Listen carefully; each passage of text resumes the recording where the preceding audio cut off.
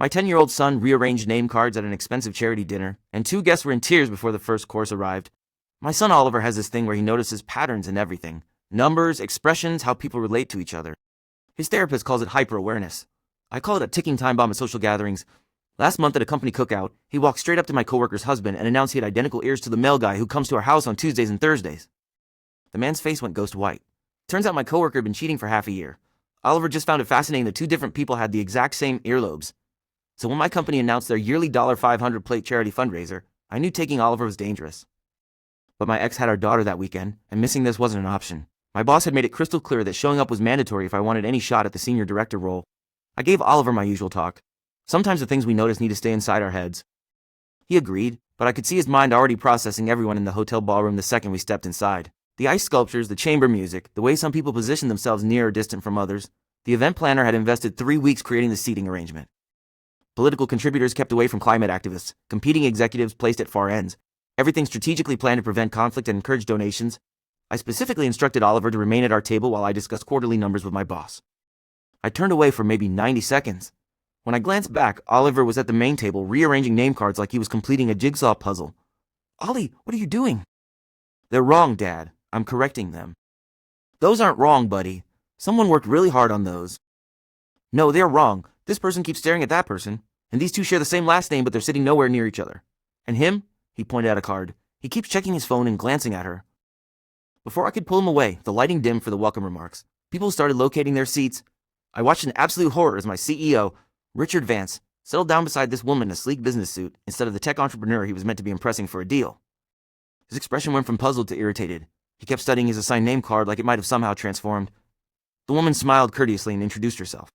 I was too distant to catch anything, but I saw Richard's face change from irritation to recognition to something resembling sheer panic. Then I spotted table 7. A woman wearing a red dress sat down beside a man in a gray suit. They both went rigid. She covered her mouth with her hand. He set his wine glass down so forcefully it nearly broke. They just locked eyes? She began crying. Not the sad kind, that shocked, overpowering type where your expression betrays you completely. The man rose to his feet, staggered backward a step, then pulled a photograph from his wallet. His hands were trembling. She nodded, tears running down her cheeks, and they embraced in this frantic hug that made everyone around them fall silent. Meanwhile, at the main table, Richard's wife had just entered. She was late because she'd been taking a call outside. She spotted her husband sitting beside his divorce lawyer, the same lawyer she'd privately retained 2 weeks earlier, the same lawyer who'd submitted paperwork that very morning. Richard noticed his wife noticed them. His lawyer noticed Richard's wife noticed them. Richard's wife strode over, seized the lawyer's briefcase, emptied it onto the table and stormed out. Documents flew everywhere, including forms bearing her signature. Both tables exploded. Joyful pandemonium at one, complete disaster at the other.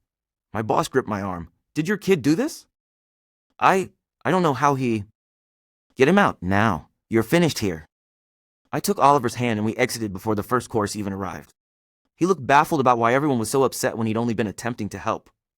I spent the weekend revising my resume, attempting to work out how to explain getting terminated for bringing my child to a charity function. Monday morning, I received a call from an unfamiliar number. It was the woman in the red dress. Her name was Patricia Klein. She'd been looking for a biological father for 16 years. Paid investigators, completed DNA tests, everything. Her father had placed her for adoption 43 years ago, and she'd been informed he'd passed away in the 80s. He'd been employed in our building for 12 years. They'd shared the same elevator dozens of times. Oliver noticed their identical eyes, the same subtle finger-tapping habit, and her dad watching her. So he placed them together. Patricia's on the board. I posted a photo of me with my first car, and someone commented, "Interesting. That's the exact plate we've been searching for in a hit-and-run case." I've been saving for 3 years, pulling double shifts at the diner every weekend, every holiday, every time someone called out sick. Finally picked up a 2015 Civic last Saturday from this little lot off Route 9. Nothing special, but it was mine. Deep blue, 67,000 miles, looked great inside. I felt so proud I actually shared it online, which isn't really my thing. The picture had me holding up the keys, smiling like crazy, with the back plate completely visible behind me. Posted it Saturday night, caption just said, "Finally." Friends and family hit like, left comments. Felt amazing. Then Sunday morning I see the comment. Timestamp said too. 47 AM guy's name was Detective R. Morrison. Legit account. Blue check mark. 4,000 followers. State police in the bio. He wrote out my entire plate number, every single character. Then he sent me a DM telling me to call him. My heart sank. I screenshotted everything and called the lot the moment they opened. The salesman, Vincent, kept saying the car had a clean history. Told me the last owner was some older lady from a nearby town who hardly drove it. Kept it in her garage, just used it for groceries. That's why the deal was so good. But something felt wrong. I went to my glove compartment and grabbed the registration papers I got with the purchase. I barely glanced at them during the sale because Vincent had rushed me through the whole process. I look at the plate number on the registration. It ended in 4J7. Then I walked outside and checked the actual plate on my car. It ended in 407. Someone had swapped the plates. The car was registered under one number but had completely different plates on it. I felt like I was going to throw up. I drove straight back to the lot. Vincent wasn't in yet, so I asked for whoever was in charge. This guy Phil came out, clearly irritated that I was there before they'd even opened. I showed him the registration, then took him outside to see my car. His face went totally white, like all the color just drained out. He went back inside and pulled up the previous owner's info on his system. His hands were actually trembling as he typed. Then he froze and just stared at the monitor. The car had been repossessed 2 months ago. Not sold by an elderly woman. Repossessed. Everything Vincent told me was a complete lie. Phil made a call, then another one. Then he told me I needed to sit down. The real previous owner was some guy named Trevor Lansing, 26 years old. He'd been making payments on the car but stopped after he got in some legal issues. The repo company grabbed it from an impound lot where it had been sitting for weeks. But here's where it gets crazy. Trevor had switched the plates before the car got taken. The plate that was on my car, the 407 one, actually belonged to Trevor's girlfriend's car. A car that had been involved in a drunk driving hit and run 3 months earlier in the next county over. Trevor was the one driving that night. He swapped the plates to cover his tracks. Then his car got repoed before anyone figured it out. The dealership bought it at auction without verifying if the physical plates matched the paperwork. Then they sold it to me without checking either. Phil called Detective Morrison right there while I was sitting next to him. Morrison confirmed the whole thing. Trevor had hit a cyclist around 11 p.m. on a Tuesday night. The cyclist spent 2 weeks in the hospital with a shattered pelvis and broken ribs. Trevor took off from the scene, ditched his girlfriend's car, and vanished. They'd been hunting for that plate for months. My car was evidence in a felony hit-and-run investigation. Morrison arrived half an hour later with 2 other officers. They photographed everything, the plate, the registration, all my purchase documents. They questioned me for what felt like forever about the dealership, about Vincent, about how the sale went down. I answered everything, but it felt completely surreal. Then Morrison said they had to impound the car. He apologized, told me I wasn't in any trouble, but the car was evidence. They'd give it back eventually, but it could take months, maybe longer if there was a trial. I stood there and watched them tow it away from the parking lot. My first car, the one I'd spent 3 years working for, gone after 4 days. My micromanaging boss treated us like kindergartners, so I compiled every rule he'd ever violated and distributed copies at the staff meeting he made us attend. Marcus controlled our department like it was boot camp for preschoolers. He had to approve every single email before it went out. Every restroom visit needed to be logged with exact timestamps. He'd actually put a bell on his desk that he'd ring whenever someone's posture wasn't up to his standards. 2 rings meant you needed to adjust your sitting position. 4 rings meant you were slouching like you didn't care about your career. His signature power play was the required morning meetings at 7:45 a.m. on the dot, where he'd test us on company policies like we were studying for finals. Miss one question and you'd have to stand facing the corner of the meeting room while he gave the rest of the team a speech about responsibility and workplace excellence. I'm dead serious. Full-grown professionals standing in corners. In 2024, Marcus kept a 3-ring binder on his desk titled Growth Opportunities, which was actually just a record of everyone's screw-ups dating back 3 years. Didn't CC him on an email back in 21, it was in the binder. Took a lunch break that went 2 minutes over, documented with a precise timestamp. He created a traffic light system for our desks. Green meant you could be interrupted. Yellow meant working but available for urgent stuff. Red meant absolutely do not disturb. Except Marcus would ignore red lights constantly, then document you for having your light set to red too often because it proved you weren't collaborative enough. The final straw happened on a Tuesday when my coworker Sarah got a phone call that her father was in the hospital with chest pains. She grabbed her purse and rushed toward the exit. Marcus literally stepped in front of her and forced her to complete Form 26B for unplanned absence request before she could go. The form needed a supervisor's signature, an approximate return time, and a written justification for why the absence couldn't be arranged ahead of time. Sarah was trembling and sobbing while completing it. Her father might have been dying, and Marcus was giving her a lecture about following proper channels.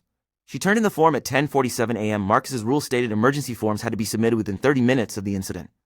Her father's call came in at 10:19. Marcus deducted 4 hours from her paycheck because the form was turned in 14 minutes past the deadline. That's when I launched my own tracking project. For 3 months, I maintained a detailed spreadsheet. I recorded every single rule Marcus enforced on the team, then monitored whether he adhered to it himself. Every long lunch break, every personal phone conversation, every early exit, every policy he quoted but somehow didn't apply to himself. Turns out Marcus was the poster child for do as I say, not as I do. He took 90-minute lunches 3 times weekly while monitoring our breaks with an actual stopwatch. He'd bail at 3:30 p.m. on Fridays, while the rest of us were stuck until 5:30. He'd spend forever on personal calls with his contractor discussing his kitchen remodel while we needed his signature to send basic emails. The restroom break policy was especially ridiculous. We had to log every bathroom trip in a shared Excel file, including how long we were gone. Marcus never logged a single trip in 3 months. I started clocking him. His average bathroom break lasted 17 minutes. He documented Jordan for taking 8 minutes because anything beyond 5 minutes indicated time theft. My spreadsheet expanded to 47 pages. Dates, times, exact policy infractions, side-by-side comparison demonstrating precisely how many hours Marcus wasted while monitoring our minutes. I included word-for-word quotes from the employee handbook, with highlighted portions showing the policies he violated every single day. Friday morning, Marcus distributed one of his required meeting requests. Emergency policy review session, attendance mandatory, professional development opportunity. He'd invited the regional manager to watch his leadership methods in practice. Perfect. I printed 47 copies of my spreadsheet. One for every single person in that meeting room, including our regional manager, Patricia, who Marcus had specifically invited to observe his exceptional management approach. Marcus kicked off the meeting the way he always did, standing at the head of the room with his laser pointer and his binder of failures, lecturing us about the necessity of adhering to procedure and upholding professional excellence. That's when I got up. I walked around the entire room, setting my spreadsheet face down in front of everyone. Marcus didn't even register what was happening until I reached him. "What is this?" he barked. "Professional development," I replied. The room fell dead silent as people flipped through the pages. Patricia's face changed fast. Bewilderment, disbelief, rage. She kept reading, jaw tight. Marcus lunged for her copy. She jerked it back and said, "My office, now." He's been working remotely ever since, transferred to Alaska. My younger sister went silent after the crash, and we thought she couldn't deal with what happened, until her therapist showed us she'd been sketching every argument we'd had about placing her somewhere else. Emma was 8 when the wreck took our parents. I was 22, barely hanging on my own place. My aunt stepped up. Huge house, steady paycheck, real experience raising kids. For 5 months, Emma didn't speak. The therapist labeled it selective mutism triggered by trauma.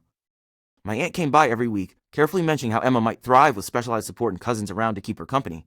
I'd agree, wiped out from balancing my job and a quiet kid who jumped at any sudden sound. That first month was brutal. Emma would appear in my bedroom doorway at 2:00 a.m., completely silent, just watching until I jerked awake. She refused food unless I took the first bite. Wouldn't close her eyes unless I stayed in her room. My manager nearly let me go twice for arriving late with mascara streaks still on my cheeks. My aunt began dropping off brochures, grief counseling centers, live-in programs designed for kids dealing with trauma, facilities with art therapy and horseback riding and round-the-clock supervision. She'd stack them on my kitchen counter with post-it notes. Just consider it. I considered it plenty. Every evening while microwaving yet another frozen meal because I'd spaced on groceries again. Every morning when Emma missed her bus because my alarm didn't wake me. Every school meeting where I sat by myself while other families showed up in pairs. The discussions with my aunt followed the same pattern.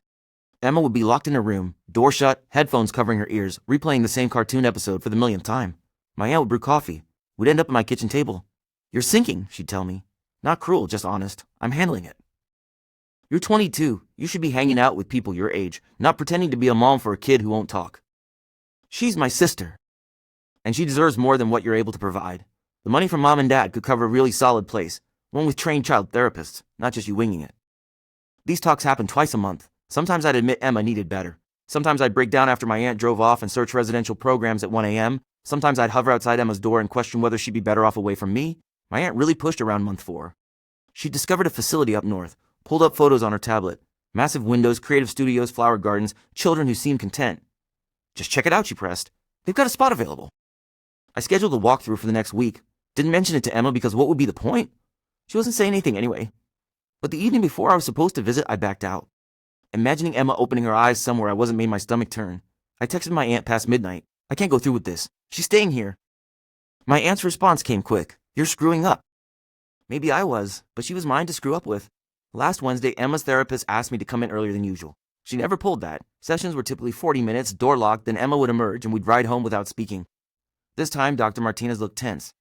She laid out 15 sketches across her desk. Each showed basic stick figures, me and my aunt with dialogue boxes. First sketch, dated 3 weeks post-crash. She needs professionals. Second, you're 22. This is too much for you. Third, what if something bad happens to you too? Fourth, that inheritance money could cover an excellent program.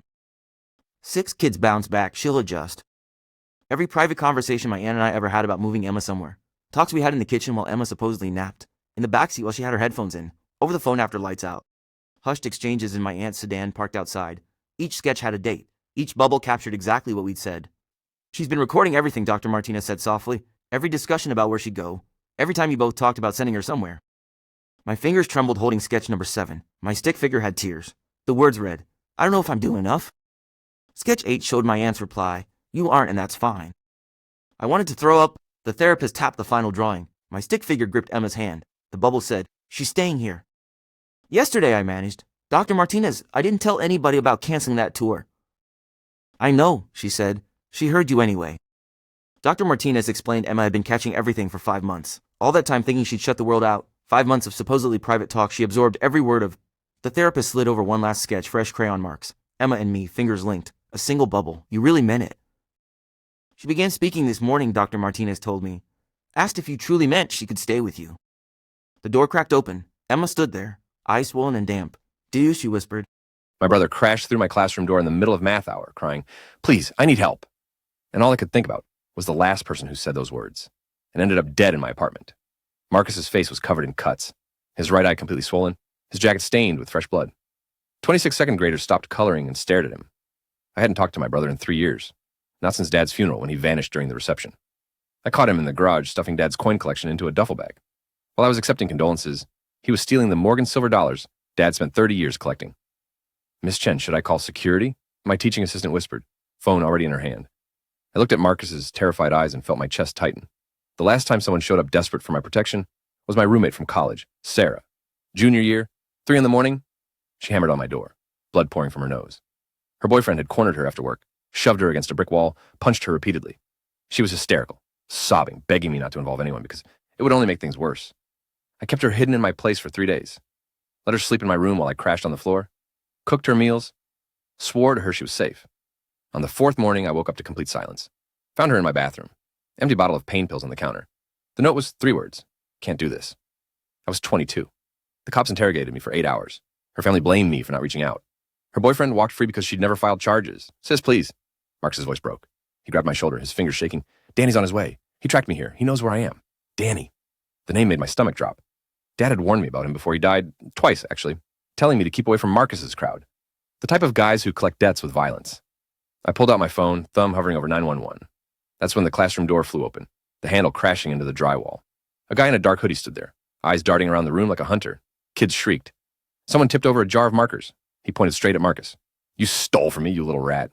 My hand found the scissors on my desk instinctively, the heavy industrial ones with the blue grips. "There are children here," I said. Danny stepped inside and pulled the door shut behind him. He smirked, this cruel, twisted expression. "Your brother owes me 15 grand. These kids can watch what happens when you rip me off." He reached into his pocket. I didn't wait to see what he was going for. I jabbed the scissors into his shoulder with all my strength. Danny screamed, staggering back. Blood immediately spread across his hoodie. He stared at me in total disbelief, like he couldn't process that a teacher just stabbed him. The scissors stayed lodged in his shoulder. I grabbed Marcus with one hand and shoved the closest kids toward the emergency door with my other. "Run to the main office right now. Go, go, go."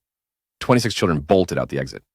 My teaching assistant was already dialing 911, backing into the hallway. Danny tried yanking the scissors out, groaning. "You psycho." I picked up the 3-hole punch from my desk. "Get on the floor, or I'm calling your probation officer." He froze. "How do you—" My father told me everything. Daniel Vincent Crawford. 2 years in Joliet for assault with a deadly weapon. "You think I don't check facts?" His face went white. He collapsed against the wall, gripping his shoulder. Police showed up in 4 minutes. Danny was arrested for trespassing, assault, and making terroristic threats. The scissors damaged muscle, but avoided major vessels. In the hallway afterward, Marcus was trembling. "I'm sorry about Dad's coins. I was in over my head. He threatened to kill me if I didn't pay him back." I studied him, my little brother, absolutely terrified. Sarah died because I didn't get help. I won't repeat that mistake. We spent all night giving statements to detectives. Marcus is in witness protection now. Danny accepted a 10-year plea deal. Marcus texted me last night.